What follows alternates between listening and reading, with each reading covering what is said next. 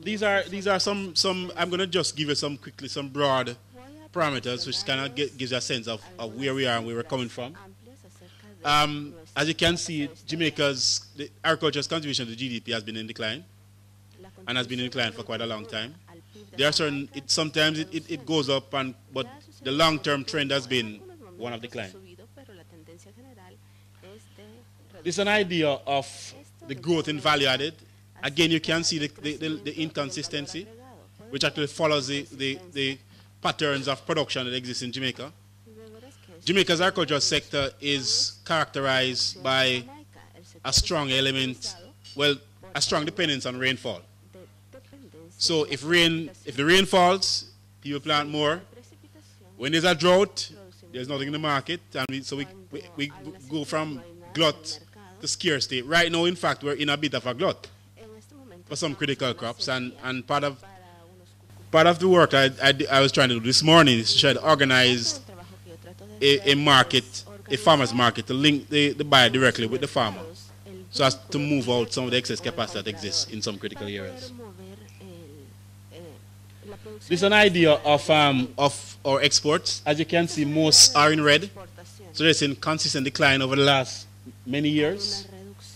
The only area of success or growth has been what we call the non-traditional sector. Spices, roots and tubers, that kind of thing, the traditional crops. But coffee, cocoa, citrus, bananas, and I would say to you that these were crops produced by large producers. This actually mirrors the decline in large farms. Jamaica's large farms have declined roughly 37% over the past decade. And we have seen a sharp increase in small farms. So we're seeing greater marginalization of the agricultural resources. We're seeing a lot of fragmentation in farms, in farm sizes. In fact, the average farm size now is roughly 1 hectare. And most of our farmers are pretty much marginalized, both in terms of their ability to produce efficiently, as well as their ability to market efficiently. Again, notice the employment in the sector. In times of crisis, Jamaicans turn to agriculture. And we are seeing a sharp increase in employment over the last couple of years, reflecting the overall decline in the economy. In fact, we were at 2007, we were at 218, we are now at about 235,000 persons that are reported to be employed in the sector by Statin. It just gives you an idea of the number of farms in Jamaica. As you can see, we have a category called the landless farmer.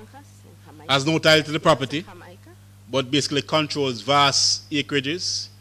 Typically represents livestock farmers. If you come to Kingston, for example, you see a lot of goat farmers around, but they have no pasture. The goats feed on the street, and they go out in the morning and they walk back in the evenings.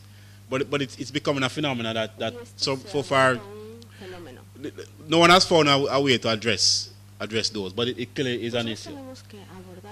As you can clearly see, under 1 hectare, 31% increase in the last 10 years, and a sharp decline in relative large and large farm in a Jamaican Caribbean context.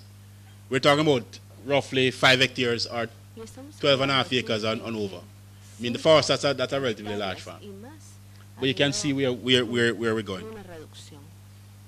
This is an example, and I use this to try to compare. It's work that ECA has been doing, and that we have worked with them to complete.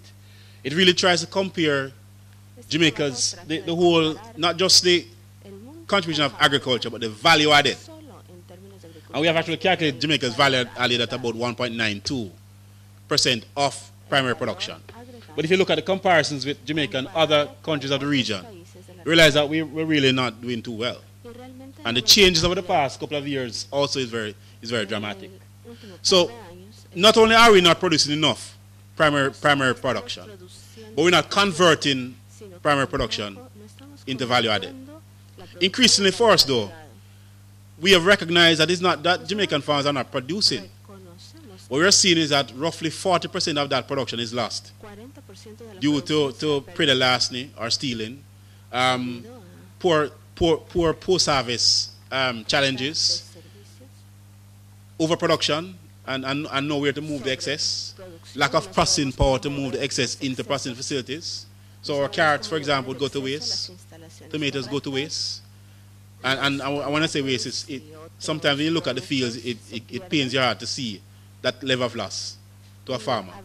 And because coupled with the fact that the farmers have very limited financing, it's a struggle for a farmer to get back on his feet once he has incurred that kind of loss.